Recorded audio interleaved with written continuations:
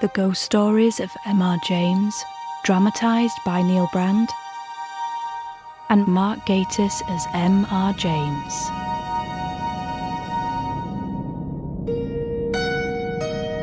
Mezzotint by M.R. James.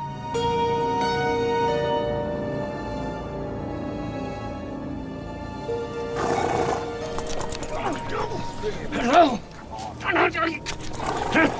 You can't do this to me, Francis. String a man up without benefit of law. I'm squire here, Gaudy. I am the law. You shot my keeper, you'll swing for it. Pull away, lads! Last of my line, Francis, as you are last. Pull! Pull! Pull! Hold his legs, lads. I'm not so heartless I'll watch a man suffer. Right, you know what to do with the body. And let that be a lesson to all who would poach on my land.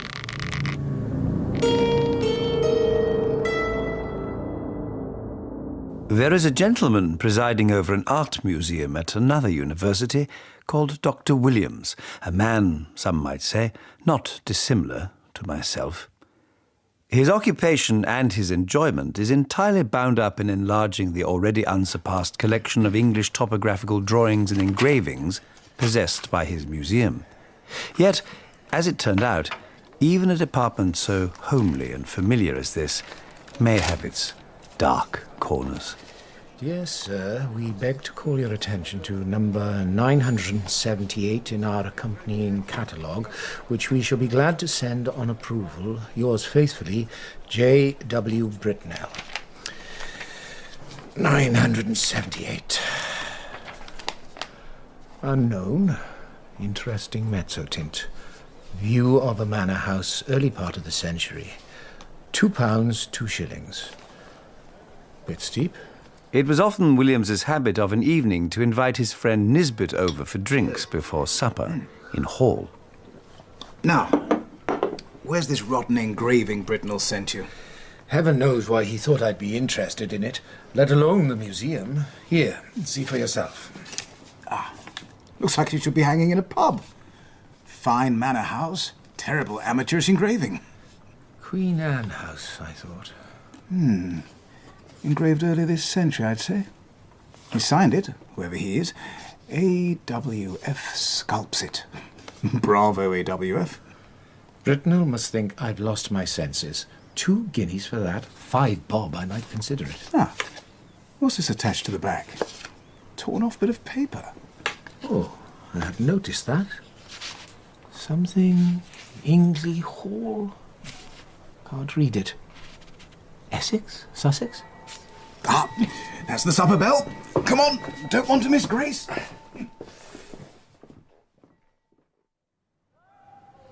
Binks, I am quite prepared to admit my mistakes when I make them, but I am quite correct in saying that Raphael is by far the greatest of the Renaissance painters. Poppycock. Botticelli is unrivalled by any other so-called master. Oh, really? Let me get the brandy. After supper was quite a different matter. Debates begun at the dinner table would often run on into the night and necessitate a change of venue. Hello, what's this then? Oh, some dreadful etching Britnell sent me. I'm going to send it back with a sharp note. Now, this is what I mean. You have no artistic judgment at all. It's a rather good engraving, Williams. The artist has caught the moonlight on the lawn extremely well. Oh, now you're just being provocative. No, I am not. It's really a very good piece of work. The light is admirably managed, it seems to me. And the figure, though it's rather too grotesque, is somehow very impressive. Oh, what are you talking about? There's no figure. Well, if you'll just do me the courtesy of looking at it, you'll see there is a figure. Look. Give it here. And indeed there was. Good Lord. Hardly more than a black blot on the extreme edge of the engraving. The head of a man or woman, a good deal muffled up, the back turned to the spectator and looking towards the house. Hadn't noticed that before. And moonlight across the lawn. It is rather good, I must say. Raphael, sure. All right. It's a cleverer thing than I gave it credit for, but I'm not spending 2 guineas of museum money on a picture of a place I don't know. By the time Binks departed, with the argument still unsettled, it was some time past midnight. Williams was disposed to turn in, and he put out his lamp after lighting his bedroom candle. The picture lay face upwards on the table where Binks had put it, and it caught his eye as he turned the lamp down. Well, Nisbet thought it was hopeless. I trust his judgment. Picking it up, he raised it to the candlelight. What he saw Saints alive. made him... If he had been left in the dark at that moment, he would have had a fit. But as that did not happen, he was able to put down the light on the table and take a good look at the picture. It was indubitable, rankly impossible, no doubt, but absolutely certain. In the middle of the lawn, in front of the unknown house, there was a figure where no figure had been at 5 o'clock that afternoon. It was crawling on all fours towards the house, and it was muffled in a strange black garment with a white cross on the back. Horrible. I can't sleep with this thing in the room. He took the picture by one corner and carried it across the passage to a second set of rooms which he possessed. There he locked it up in a drawer, sported the doors of both sets of rooms, and retired to bed.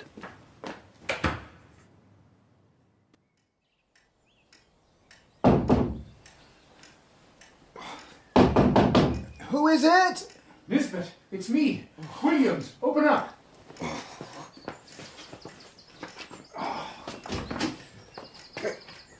Good Lord, man. You look awful. Take a look at this and tell me what you see. Oh, that dreadful engraving. I've already seen it. No, you haven't. I'll prop it up here in the sunlight. Tell me what you see. Very well, old man, if it makes you feel better. Country house, moon on the wane, expanse of lawn, 3 rows of windows, 5 in each row except at the bottom, where there's a porch. What about figures? Well, there aren't any. What? No figure on the grass in front? Not a thing. Never was. You'll swear to that? Look for yourself. Well, bless me. Hello? That is odd, though. What? Why, one of the windows on the ground floor, left of the door, it's open. Oh, my goodness. He must have got in. He? Who is he? Oh, I think you'll see him soon enough. I rather think we're meant to witness the whole thing. I say, are you up for trying to trace this place? I have almanac and gazetteer on the shelf. Take the thing back to your rooms while I shave, then come back here and we'll get to work. The day was spent in Nisbet's rooms, scouring travel books and gazetteers in search of the elusive Somethingly Hall. As the sun began to set, Williams was the lucky one at last, and perhaps he deserved it. Got it. Murray's Guide to Essex. Show me. Anningley. The church contains the tombs of the family of Francis, whose mansion, Anningley Hall, a solid Queen Anne house, stands immediately beyond the churchyard in a park of about 80 acres. Look at this. The family is now extinct, the last heir having disappeared mysteriously in infancy in the year 1802.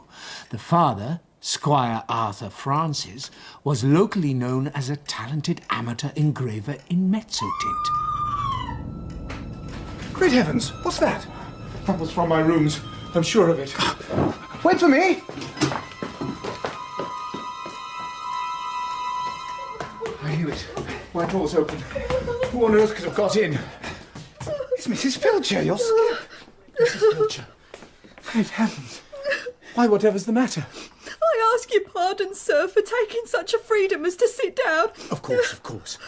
The picture. You were looking at it. Oh, sir, it ain't the picture I should hang where my little girl could see it, sir. Why ever not? Why, the poor child. I recollect once she see a Dore Bible with pictures not half what that was. We had to set up with her 3 or 4 nights afterwards. And if she was to catch sight of the skeleton here, or whatever it is, carrying off the poor baby, she would be in a taking. You know how it is with children, how nervous they get with a little thing and all. But what I should say is, it don't seem right a picture to be laying about, sir. Not when anyone that's liable to be startled could come on it. In open-mouthed shock, the two men took in the sight. There was the house, as before, under the waning moon and the drifting clouds. The window that had been open was shut, and the figure was once more on the lawn, but not this time crawling cautiously on hands and knees. Now it was erect and stepping swiftly with long strides towards the front of the picture. The head was bent down, and the arms were tightly clasped over an object which could be dimly seen and identified as a child. Whether dead or living, it was not possible to say. The legs of the appearance alone could be plainly discerned, and they were horribly thin. I say, excuse me. Yes, gentlemen. Could you tell us about this part of the churchyard nearest the hall? There don't seem to be any headstones. Folk are always interested in that. Let me just finish, and I'll be with you straight. Anningley is a village 20 miles from Colchester, and it was there that Williams and Nisbet ventured a few weeks later on a still, cold afternoon in early April. A path snaked through the churchyard to the once grand house, and at its northern edge turned alongside the wall which divided the graveyard from the broad expanse of lawn. By the wall, an old verger was tending grave plots which were perceptible only by their irregular humps in the earth, each one lacking a gravestone or even a simple cross. Aye, these are the ungodly, the highwaymen, the hanged and the unshriven, buried without benefit of clergy, as they say. Williams indicated the old house, now derelict and lying open to the bitter easterly wind. Is that the old Francis estate? Aye, it is. I don't suppose you know what happened to the last heir to the estate. No more I do, sir, but I can tell you what they say happened to him. Well? Old Squire Francis was pretty down on the poachers in these parts, turned all of them off his land except one, Gordy, his name was. He always kept just on the right side of the law. Until one night the keepers found him at it in a wood right at the end of the estate, and in the kerfuffle he was unlucky enough to shoot one of them. So Squire Francis strung him up? Aye, double quick, and had him buried here. Poor fellow. And folks do say that some friend of Gordy's, not a relation because he had none, poor devil, he was the last of his line. Some friend of his must have planned to get hold of Squire Francis's little baby boy and put an end to his line, too. And at this, Williams and Nisbet's eyes roamed in horror from the uneven humps of the churchyard, over the untended lawn, to the gaping ground-floor windows of Anningley Hall. Two minds with but a single thought, that Gordy had had no need of friends. He had simply managed the job himself.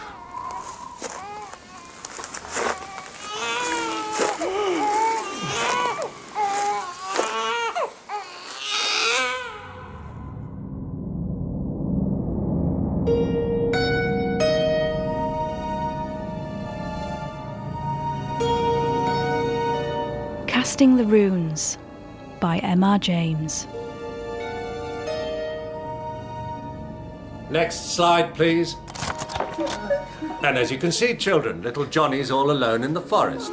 And behind him comes Oh, what do you think that is? A dog? Too big. A dragon? Too small. Shall we see a close-up, children? Mr. Carswell, whatever do you think you're doing? Entertaining the kiddies at your Christmas party, dear lady, just like you asked. But look at them. They're terrified. Please stop this parade of horrors at once. Very well. Last slide. Oh no, bats and worms and lizards. I'm not sure I can keep them inside the screen.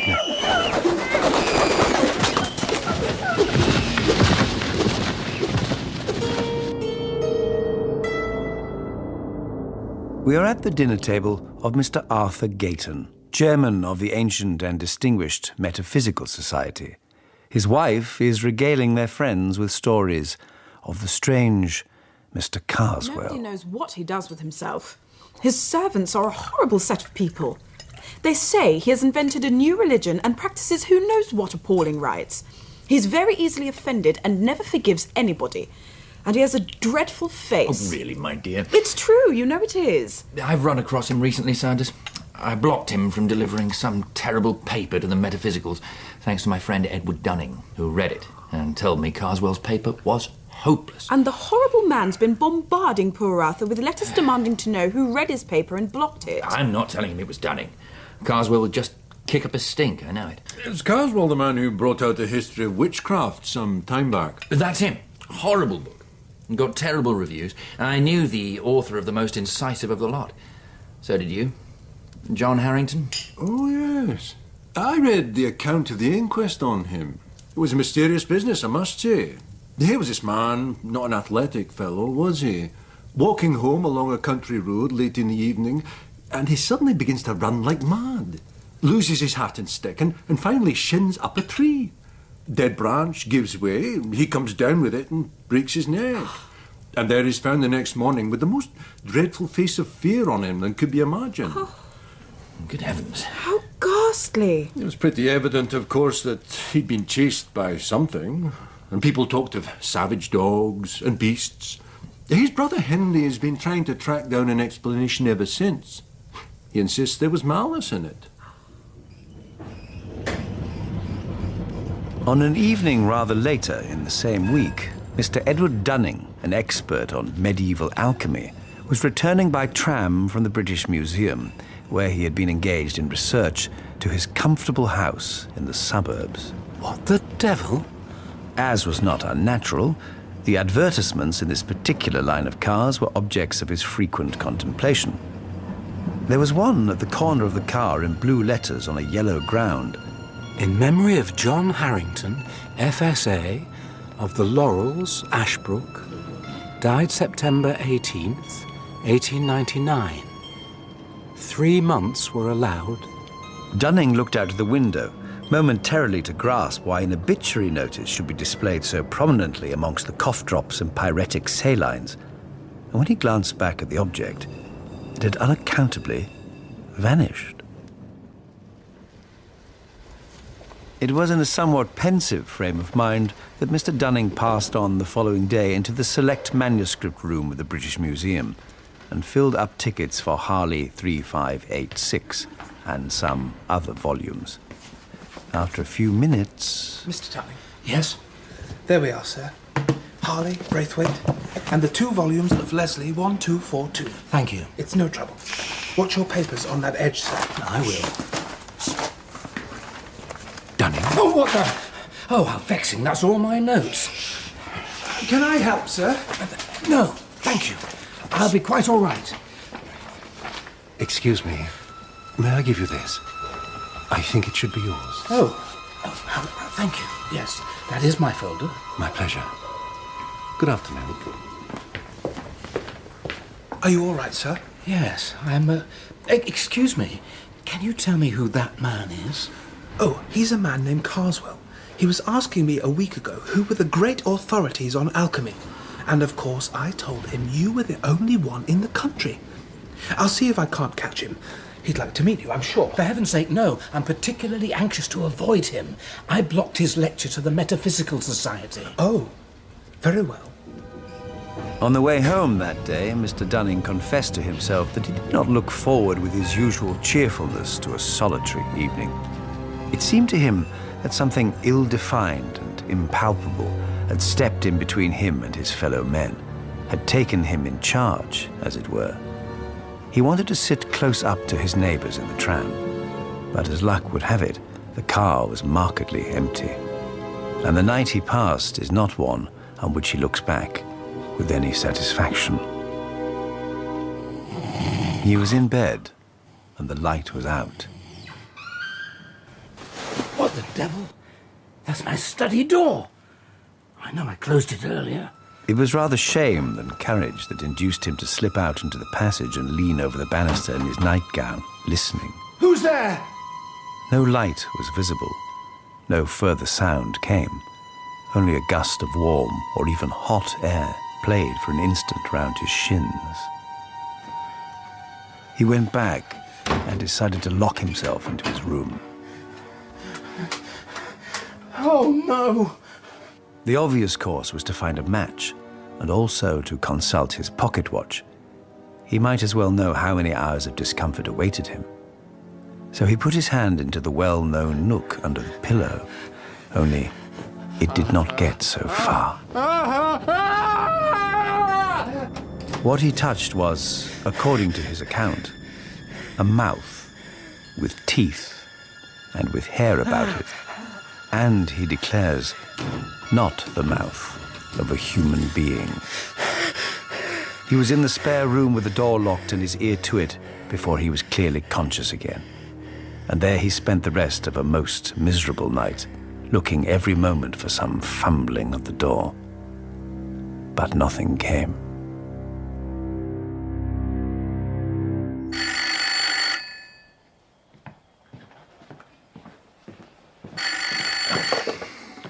Arthur Gayton? Gayton, it's Edward Dunning. Dunning, my dear chap. Gayton, I believe that alchemist man knows it was I who got his paper rejected, the one you got me to read. What, Carswell? Whatever makes you think that? Listen, I may be going out of my mind, but I think I've had a warning. Do you know the name John Harrington? Yes. Yes, I do. Is he dead? He is. What is this about? I need you to tell me all you know about him. Can we meet at the club? I can do better than that. Stay there at your house. I'll be over in an hour. Gayton was as good as his word. Within the hour, he had presented himself at Dunning's residence in the company of a tall man in pince-nez, who introduced himself as Henry Harrington, brother of the deceased John Harrington. John was undeniably in a very odd state from time to time during some weeks before the catastrophe. The principal notion he had was that he thought he was being followed. That's it. I know that feeling. I've been told that your brother reviewed a book very severely, not long before he died. He did? I have happened to cross the path of the man who wrote that book in a way he may resent. Is his name Carswell? There you are, Dunning. I thought so. I read his book after John's death. He talks of something called casting the runes on people, either for the purpose of gaining their affection or, more likely, of getting them out of the way. Runes? Ancient markings? My brother was a great music lover and used to run up to concerts in town. He came back from one 3 months before he died and gave me his programme to look at. I was looking for it under my seat, he said, and in my pockets and so on. And my neighbour offered me his, said, might he give it me? He had no further use for it. Oh, my stars. Stout man, clean-shaven. All I know is, not very long after, he was going over his programmes. And in this particular one, he found a strip of paper with some very odd writing on it in red and black. I suppose the door blew open. A warm gust came quite suddenly between us, took the paper and blew it straight into the fire. I say, Dunning, whatever's the matter? You're as white as a sheet. Gayton, would you pass me the folder by your elbow? My research notes from the British Museum. Of course, although why you should need them now... Dunning had turned over several sheets and now pulled forth a strip of thin, light paper. Harrington, the window! Don't let it escape! I have it. And if I'm right, my brother would be living still if it weren't for a strip of paper like this. It must be returned, then. To its owner. Indeed. In secret. Just as it was passed to you. Very well. How long do we have? I know that 3 months was allowed your brother. God help me, but I expect the same. The next weeks were no doubt a severe strain upon Dunning's nerves. The intangible barrier which had seemed to rise about him on the day when he received the paper gradually developed into a brooding blackness. He seemed robbed of all initiative. As May, June, and early July passed, he waited with inexpressible anxiety for a mandate from Harrington. But all this time, Carswell remained immovable. Then, only days before Dunning's time was up... Dunning? He leaves Victoria by boat train Thursday night. Be at West Croydon at 9:45. Bring the paper. May I? Yes, of course. Carswell gave no sign of recognition as Dunning took the seat across from him, and as the train thundered onto the coast, Dunning reckoned the possibilities of making the desired transfer.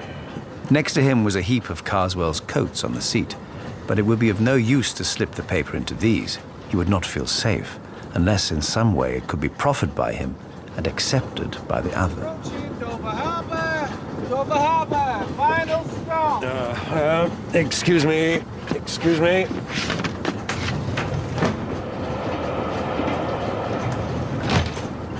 Quick, while he's gone, let me slip the paper into his bag. He dropped something. I'm sure of it. There, by your foot. His ticket case. He'll need that. Slip the paper inside, quick.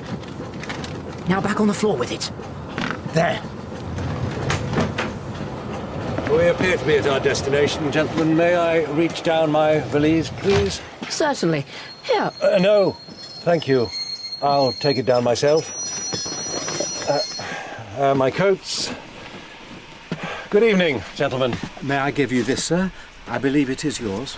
Oh, my ticket case. Yes, it is. Much obliged to you, sir. At a discreet distance, Dunning and Harrington stalked their victim out onto the pierhead and watched as he boarded the ferry for Calais. Come on, Dunning. Let's get back. Shouldn't we warn him? Give him a fighting chance? Did he give my brother a fighting chance? Or you, for that matter? Do you think it ever even crossed his mind to try? No. Then let him die by his own sword. In 5 minutes more, there was nothing but the lessening lights of the boat, the long line of the Dover lamps, the night breeze, and the moon. All that is known is that 2 days later, an English traveller was found dead at the foot of the tower of St. Wolfram's Church at Abbeville. Having fallen to his death, workmen said he appeared to have climbed out onto the balustrade to escape something, or somebody. But the pursuer was never found. The traveller's papers identified him as a Mr. Carswell.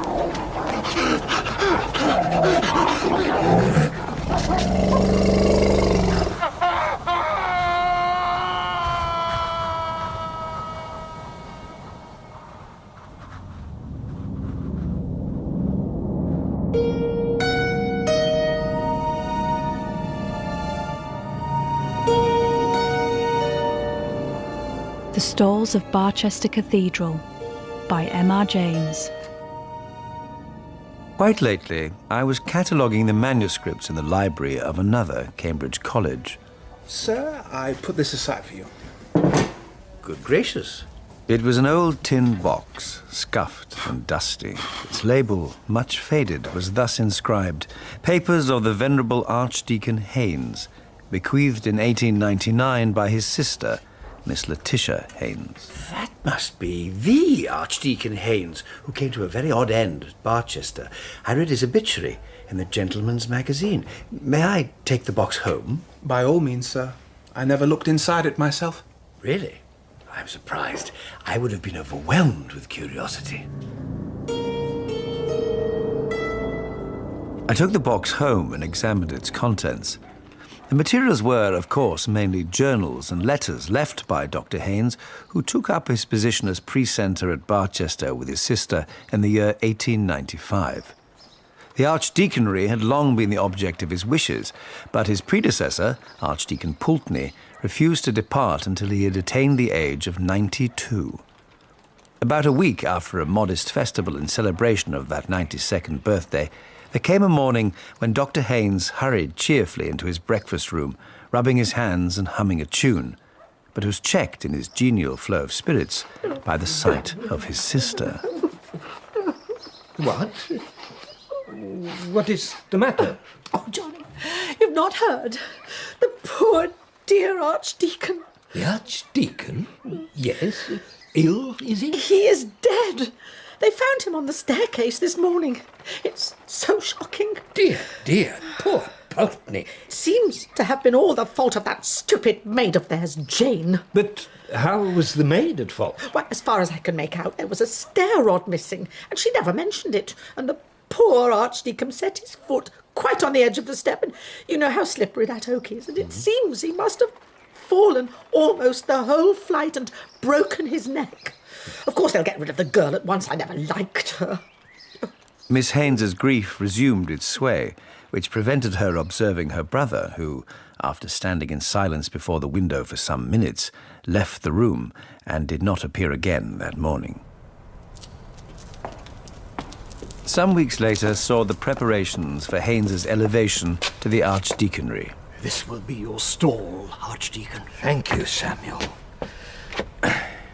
My word, that's very fine woodwork. Local carpenter, sir, named Austin, from timber procured from an oak copse in the vicinity. May I draw your attention to these, sir? As you can see, the prayer desk is terminated at the eastern extremity by 3 small but remarkable statuettes in the grotesque manner. That's an extremely fine cat.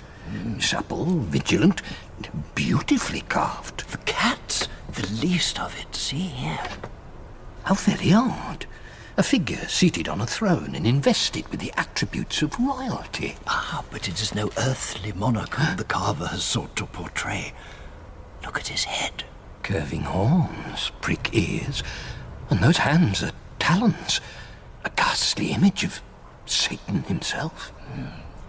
As to the third ornament, perhaps the one we should fear most, as we will all meet him on the last day. It's a monk, surely. The head is cowled, and a knotted cord descends there about the waist. 'Tis no cord. A halter, sir. Look. Oh, heavens. The rent flesh upon its cheekbones. The king of terrors. Death himself. Why the halter? The oak that was cut down to provide wood for these stalls was older than the rest and known by tradition as the hanging oak. When it was felled, a quantity of human bones was found in the soil about its roots. Watered in blood, you might say. At this juncture, it might be advisable to turn to the Archdeacon's diaries. August the 30th, 1896. Now that the Archdeaconry papers are reduced to order, I must find some further employment for the evening hours of autumn and winter. It is a great blow that Letitia's health will not allow her to stay through these months. But as time goes on, I see a shadow coming over him, destined to develop into utter blackness.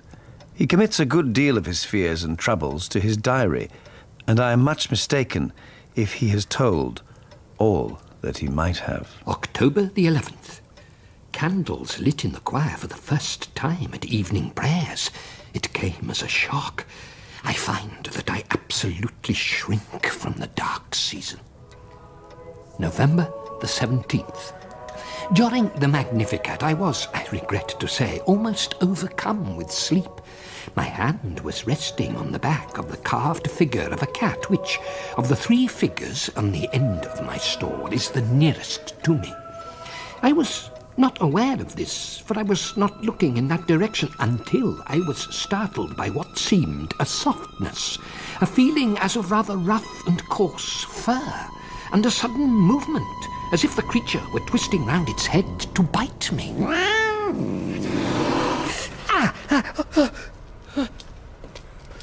Archdeacon? Is anything wrong? No, I thought something had... I don't know. Not a splinter, I hope, sir. Oh, no, not a splinter. These carvings really are excellent. December the 6th. I do indeed miss Letitia's presence. I get an uncomfortable impression when going to my room that there is company of some kind. The fact is, I may as well formulate it to myself, that I hear voices. But it cannot be. January the 1st. My trouble is, I must confess it, increasing upon me. Last night, upon my return after midnight from the deanery... Stevens? Are you still up? Ah, I've been left a candle. How generous. I do so hate negotiating these stairs in the dark, even with efficient stair rods. Let me wish you a happy new year. My candle! I groped in complete darkness back down the stairs. Take care. Remember the poor Archdeacon. There's something touching my legs. There is something moving beneath my feet. Sir? Stevens! Whatever are you doing coming down the stairs in the dark, sir? I left candles and matches. Quick! Close the door! Trap it! Trap what, sir? The cat! I think it was a cat. It may have been larger. There's no cat here, sir. January the 15th. A curious thing last night, which I should like to forget. I worked in the library from about 9 to 10. The hall and staircase seemed to be unusually full of what I can only call movement without sound. Which I hope your grace may be pleased to ratify at the next meeting of the chapter. There is nothing there. There is nothing there. Next meeting of the chapter on January the 18th. All right, Stevens, I haven't forgotten. I'm just finishing the letter. Of course you may. You can wait while I finish, then take it straight to the bishop. Obediently, J. Haynes, Archdeacon. There. I know it's late, but he won't mind. What the... Stevens? Is that you, Stevens? I was just coming for the letter, sir. The letter you wish me to deliver to the bishop? Is there anybody else in the house, Stevens? Not that I am aware, sir. I must be firm. At this point, I digress to include a document which, rightly or wrongly, I believe to have a bearing on the story. The account books of Dr. Haynes show, from a date but little later than that of his institution as Archdeacon, a quarterly payment of £25 to J.L. Nothing could have been made of this had it stood by itself, but I connect with it the following dirty and ill-written letter, which was in a pocket in the cover of the diary. Dear Sir, I have been expecting to hear of you these last weeks, and not having done so, must suppose you have not got mine, which was saying how me and my man had met in with bad times this season. This being the sad case with us, if you would have the great liberality to send £40, otherwise steps will have to be took, which I should not wish. As you was the means of me losing my place with Dr. Pulteney, I think it is only just what I am asking. And you know best what I could say if I was put to it, but I do not wish anything of that unpleasant nature. Your obedient servant, Jane Lee. January the 30th. I am much troubled in sleep. Tonight I fell asleep, but was awakened with a start by a feeling as if a hand were laid upon my shoulder. To my intense alarm, I found myself standing at the top of the lowest flight of the first staircase. The moon was shining brightly enough through the large window to let me see that there was a large cat on the second or third step. Yes, mine is a heavy burden. I know that what I have done is a sin, but I firmly believe I acted for the best. That is my best guess at that final sentence. The words have been scratched out. February the 11th. Laetitia left me today. I must be firm. These words, I must be firm, occur again and again on subsequent days. Sometimes they are the only entry. In these cases, they are in an unusually large hand and dug into the paper in a way which must have broken the pen that wrote them. February the 26th. A dreadful night, but I will cower no more. I will venture onto the stairs and face whoever or whatever it is that threatens my sanity. That is the final entry in the diary. But tucked inside the cover is this piece of parchment and a note from Haynes's manservant. I found him, God help me, lying at the foot of the stairs with his back broken and his face ripped to shreds as if by a wild animal. They accused me, of course, but I was at my Annie's and had my alibi. Otherwise, it's my belief they would have had me swung for his murder. But I'll swear on my salvation I know what did for him. I was one who helped clear out the old church furnishing some years after Haynes's death. When we was pulling down the archdeacon's stall, the carved figure of death split open and this parchment fell out. I've read his diary. His death was earned. I have the parchment in my possession still. I believe it refers to the hanging tree of old Samuel's recollections. It reads thus: "When I grew in the wood, I was watered with blood. Now in the church I stand. Who that touches me with his hand, if a bloody hand he bear, I counsel him to beware, lest he be fetched away, whether by night or day, but chiefly when the wind blows high, in a night of February."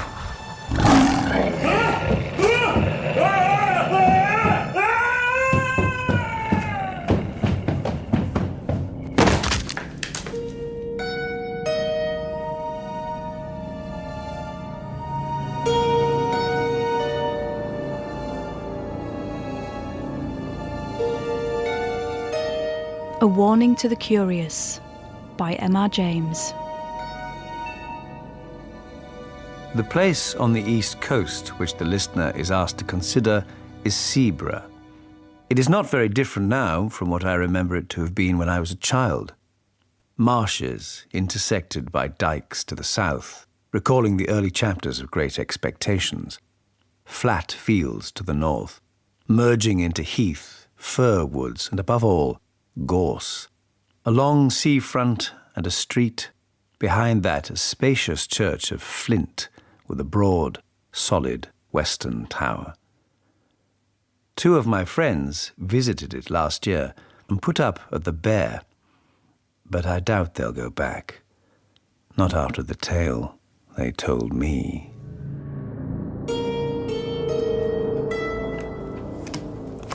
Oh, I beg your pardon, is this a private sitting room? It is, but you're more than welcome to join us. Oh, thank you. Henry Long. Stephen Jeffers. You look as if you could use some company. Oh, Paxton. Jem Paxton. This is awfully good of you. I won't bother you in the slightest. I'll just sit and read. He was rather a rabbity, anemic subject, light hair and light eyes, but not unpleasing. He made some pretense of reading a book. Long was playing patience, Jeffers was writing.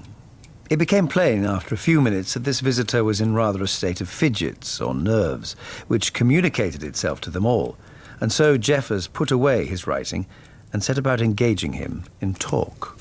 You'll think it very odd of me, but the fact is I've had something of a shock.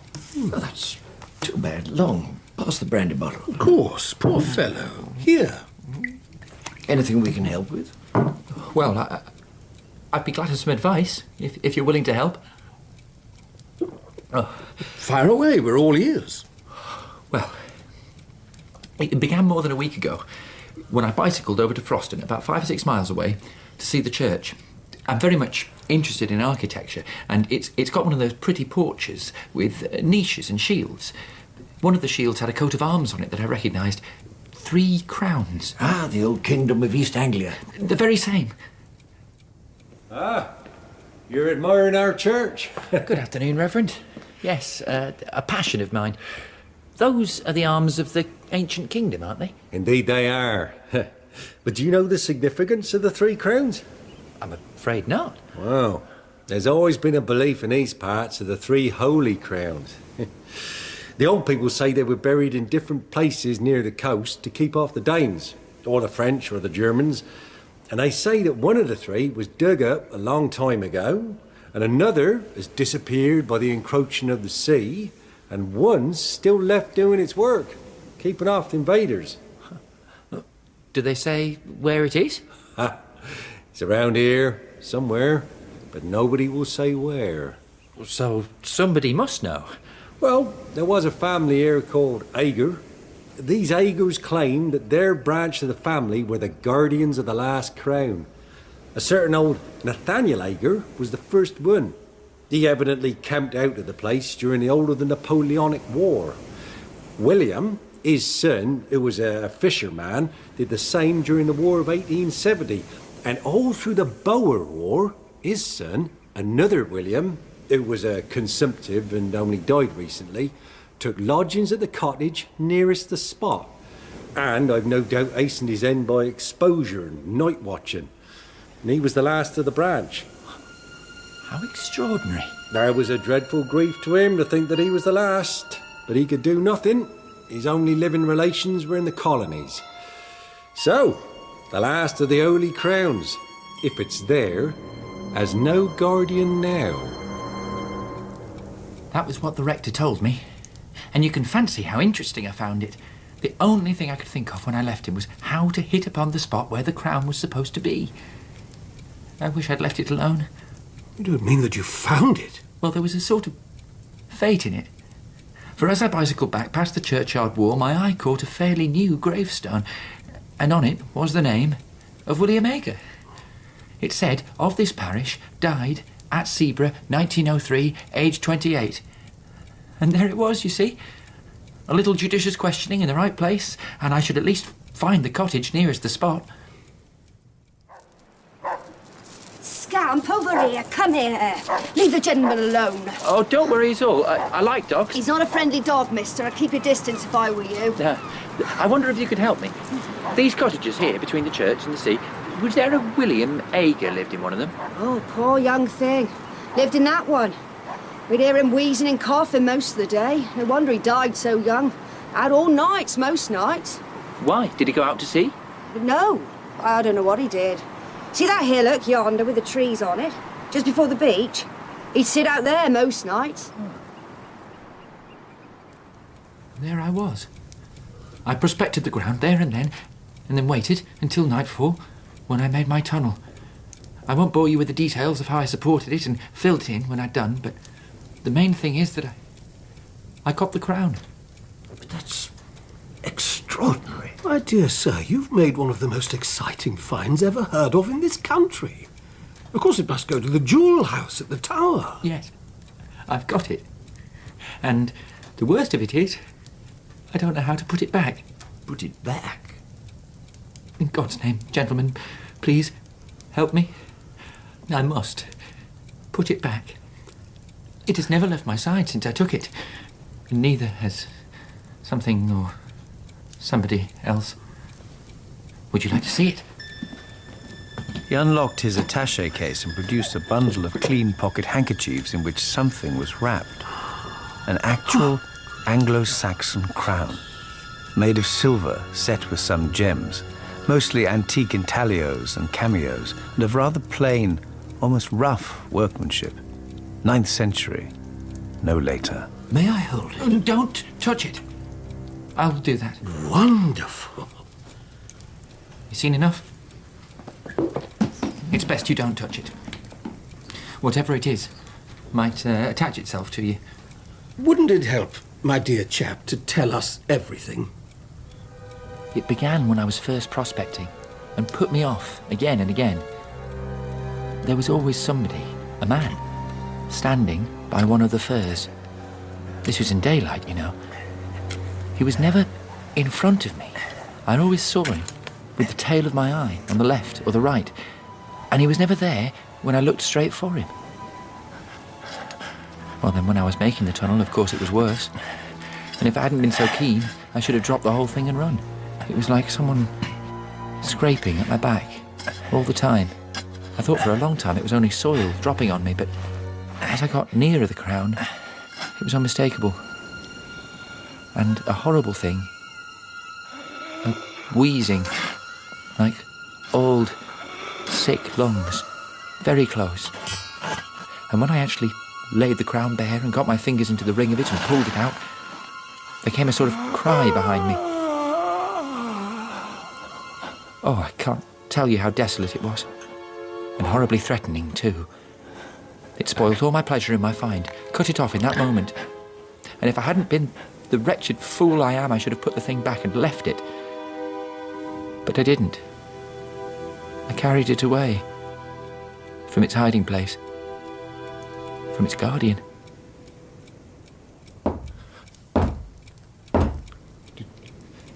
Don't answer it.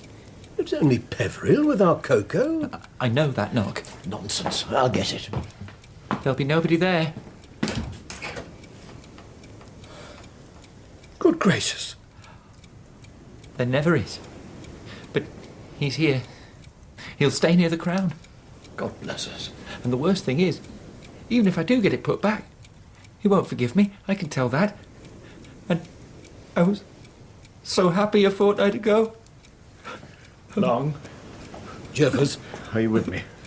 Indeed. very well. Paxton, we are putting the infernal thing back. At once. And that very night, the curious trio, armed with rakes and shovels, could be seen furtively approaching the tree-covered hillock. Jeffers. Yes. Look at the trees. It was unmistakable. Where the paschal moonlight fell in the surrounding grove of fir trees, a motionless figure could just be seen, the faint outline of beard and frock coat, and another, nearer still, in cape and sou'wester.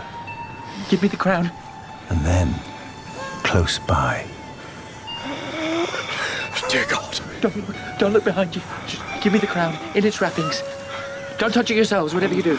Here, take the cursed thing. Right. Paxton shook away the coverings and the moonlight caught the crown as he dived into the hole. And in another moment, he was back out of the hole again and busy shoveling back the soil with hands that were already bleeding. That's it. I'm not staying here a moment longer. Long, don't be a fool. Yes, run. I have to make it right here. Nobody must find it again. So Paxton finished his work under the fixed gaze of the watchers, and when he stood up and looked around, they were gone. The next day dawned as bright and as beautiful an April morning as one could desire. I say, Paxton. Yes? We're walking down the beach to the old battery. Care to join us? Very much. You start off, I'll catch you up. Righto.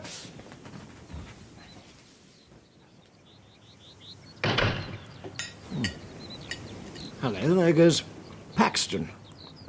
Full of the joys of spring this morning. I wonder where he's off to so early. More biking, gentlemen? Any idea where our young friend Paxton's off to? I haven't spoken to him this morning, gentlemen, but Molly may have. Molly? Yes, whatever is it? Why, bless my soul. What's the matter, girl? Mr. Long and Mr. Jeffers. I thought you was gone out already. How so? Mr. Paxton said he was going to meet you down on the beach. Said you'd gone ahead. We didn't make that arrangement last night, did we? Certainly not. Oh, no. Mr. Paxton said you called up to him this morning. Oh, no. Oh, my lord, no. Coats and boots, Long. There's not a moment to lose. I can see him. Look, there he is. I see him. A sea mist was coming up very quickly from the south, and there were tracks on the sand before them as of someone running who wore shoes, and there were other tracks made before those of someone not in shoes, over and over again. The two men had no doubt whatever that what they saw was the track of a bare foot, and one that showed more bones than flesh. Do you see him? He's running, calling ahead of him still. What if it stops and turns to meet him? They ran on into the mist. It was uncanny that the sun should still be bright in the sky, and they could see nothing. They could only tell that they were now past the houses, and ahead of them loomed the steep sides of the old battery. They clambered up onto it. Can you see him? I can't see a damn thing.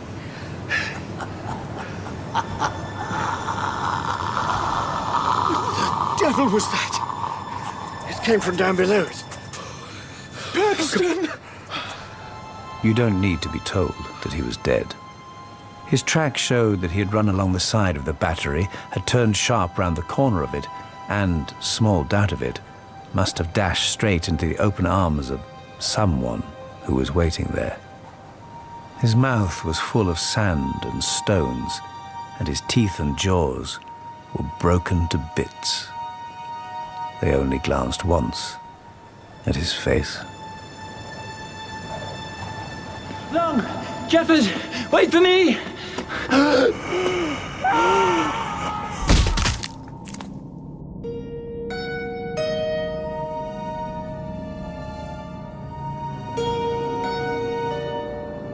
Rats by M.R. James.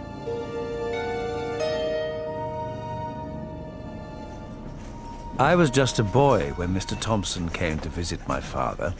He had agreed to stay the night in our guest bedroom, and it fell to me to show him up to the room, which was on the highest floor of the house. Thank you, Monty. I'll take it from here. I protested that my father had taught me always to open doors for guests, but he pushed past me. Anybody here? He stood for some moments in the doorway, his candle aloft, peering into the darkest corners of the room to ascertain who or what may be hidden there. Then he lowered his candle with a chuckle. Didn't mean to frighten you, Monty. It's just my nature, that's all. You like ghost stories? I nodded eagerly. Dickens? I wants to make your flesh creep. Or Tom Tiddler's Ground? You'd see the ragged, mouldy bedclothes a-heaving and a-heaving like seas. Why? With the rats under 'em. And I chuckled because he had quoted texts that were close to my heart. Truth be told, I was always susceptible to ghost stories. The more terrifying, the better. Well, Monty, I inspect every room I enter, because on one occasion I opened a door to see such a bed, a-heaving like the sea, but its occupant wasn't rats.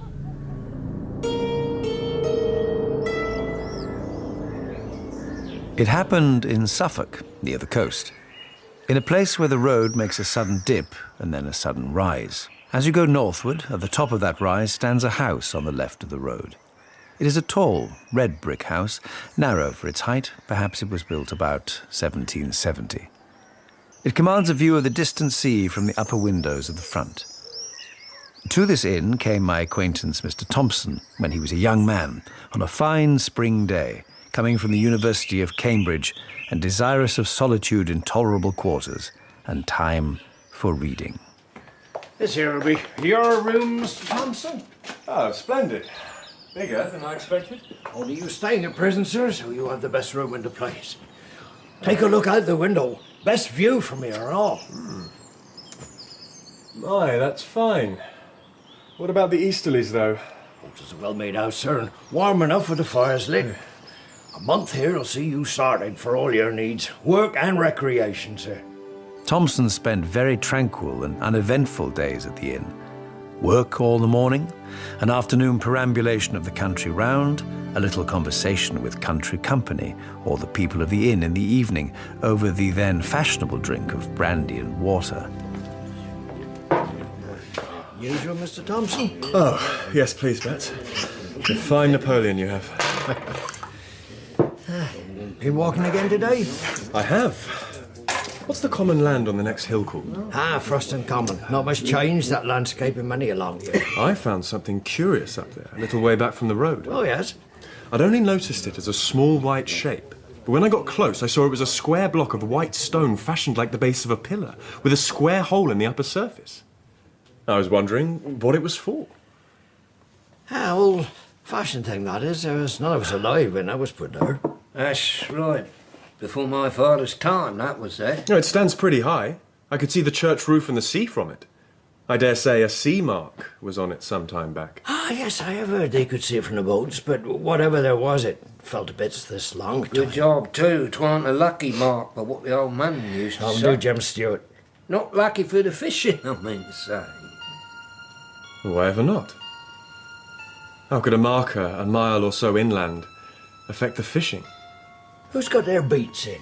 Oh, Martin. Yep. Could it be a good year for beats, they're saying? Not every day did Thompson consult his health by taking a country walk. One very fine afternoon found him busily writing at 3 o'clock. Then he stretched himself and rose and walked out of his room into the passage. About time I investigated this place.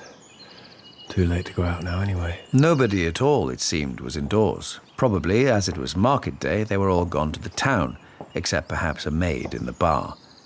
Very still the house was, and the sun shone really hot.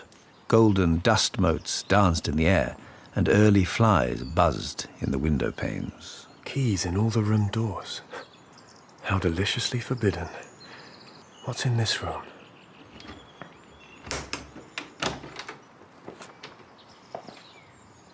Exactly like mine.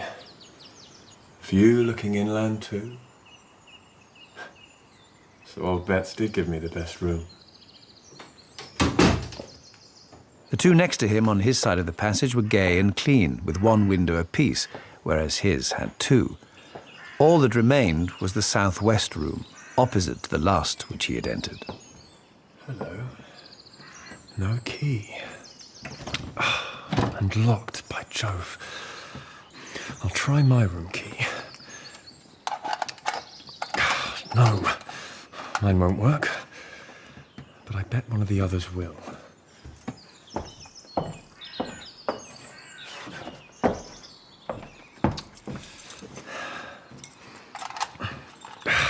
No. How about this? Aha. The room had two windows looking south and west, so it was as bright and the sun as hot upon it as could be. This room is much better. Views out across the common. Oh, but wait. No carpet. No pictures. No washing stand. Only a bed in the farther corner. An iron bed, with mattress and bolster, covered with a bluish check counterpane. Dear me, that's not very... If is that in the bed? Oh, dear God, no! No! Under the counterpane, someone lay, and not only lay, but stirred. That it was someone and not something was certain, because the shape of a head was unmistakable on the bolster, and yet it was all covered, and no one lies with covered head but a dead person, and this was not dead, not truly dead, for it heaved and shivered. If he had seen these things in dusk or by the light of a flickering candle, Thompson could have comforted himself and talked of fancy. On this bright day, that was impossible. Oh, my lord, the door's still unlocked. I must lock it again. Which key? That one, I think. Very gingerly, he approached the door and, bending down, listened, holding his breath. Perhaps there might be a sound of heavy breathing and a prosaic explanation. There was absolute silence. But as, with a rather tremulous hand, he put the key into its hole,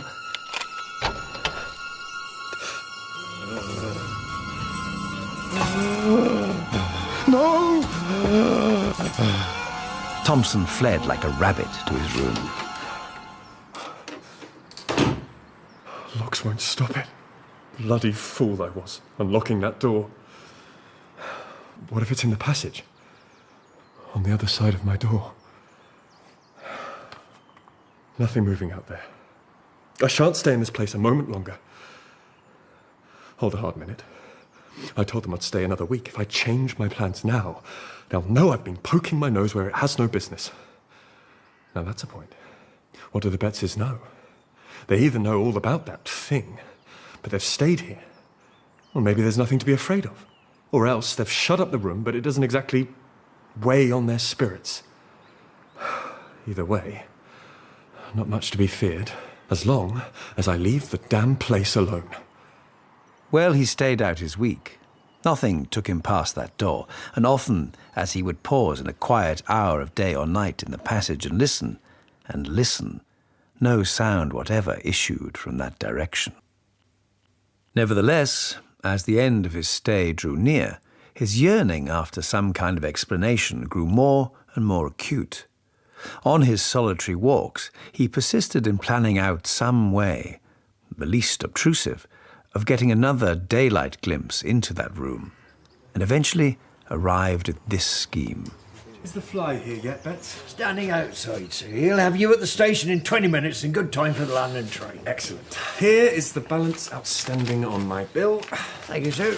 And a little extra for yourself and the redoubtable Mrs. Betts. Oh, thank you, Sir Honoured, I'm sure. Very glad you found satisfaction. Oh, it's a most pleasant part of the country. I've been most comfortable thanks to you and Mrs. Betts. Hope to come back sometime. Oh, you've done our best. Always glad to have your good word. Very much favoured we've been with the weather, to be sure. I'll just take a look upstairs in case I've left a book or something out. Oh, no, don't trouble. I'll be back in a minute.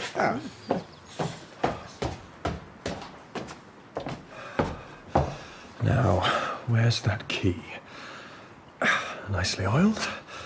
I'll take a final look in that room in daylight if it kills me. Propped, or you might say sitting, on the edge of the bed was nothing in the round world but a Oh, scarecrow. bless my soul. A scarecrow out of the garden, of course, dumped into the deserted room. But here amusement ceased. Have scarecrows bare, bony feet? Do their heads loll onto their shoulders? Have they iron collars and links of chain about their necks? Can they get up and move, if never so stiffly, across a floor, with wagging head and arms close at their sides, and shiver?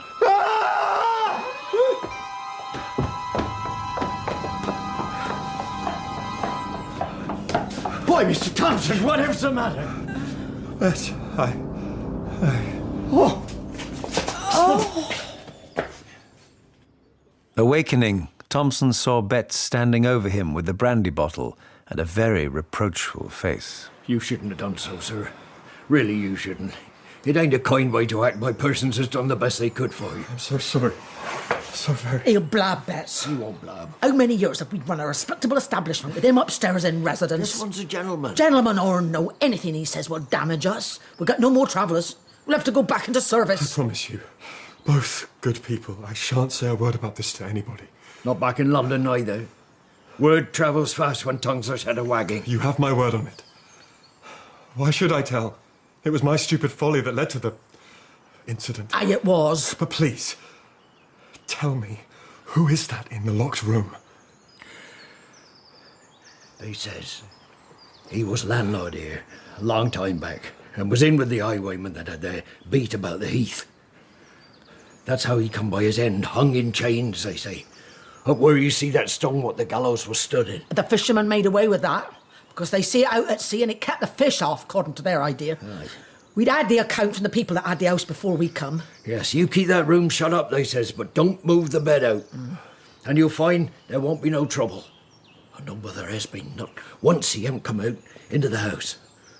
Though what he may do now, there ain't no saying. Anyway, you're the first I know one that's seen him since we've been here. I never set eyes on him myself, no, don't wonder. And ever since we made the servants' rooms and the stabling, we ain't had no difficulty that way. Only I do hope, sir, as you'll keep a close tongue, considering how an house do get talked about. Believe me, I shall not breathe a word of this to a living soul.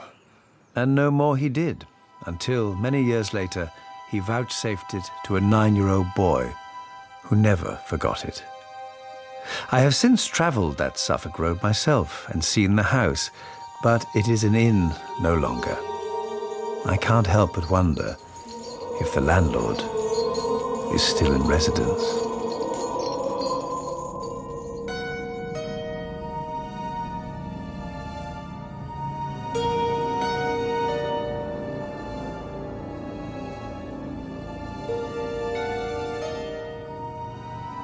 The ghost stories of M.R. James were dramatised by Neil Brand and starred Mark Gatiss as M.R. James. In Mezzotint, William was Patrick Brennan, Binks Tony Turner, Nisbet Don Gillet, the Verger Michael Burtonshaw, and Mrs. Filcher Jeanette Percival. In Casting the Runes, Carswell was Ewan Bailey, Dunning John Bowler, Harrington Ronnie Jutty, Gayton Paul Heath, Mrs. Gayton Saffron Coomber, and the assistant Lewis Bray. In The Stalls of Barchester Cathedral, Archdeacon Haynes was Sean Baker, Letitia Carolyn Pickles, Jane Saffron Coomber, Stevens Cameron Percival, Samuel Michael Burtonshaw, Runciman Lewis Bray, and Pulteney Neil Brand. In A Warning to the Curious, Paxton was Paul Heath, Jeffers Michael Burtonshaw, Long Tony Turner, the Vicar Ewan Bailey, The Countrywoman, Claire Corbett, and Molly Saffron Coomber. In Rats, Thompson was George Watkins, Betts Michael Burtonshaw, Mrs. Betts Carolyn Pickles, and Jem Sean Baker. The music was by Neil Brand, and the director was David Hunter. This is BBC Radio 4 Extra. There's a fascinating interview coming up in a few minutes when Bill Grundy speaks to Brian Epstein. As Bill wrote at the time of the broadcast in 1964, who knows anything about the man who made the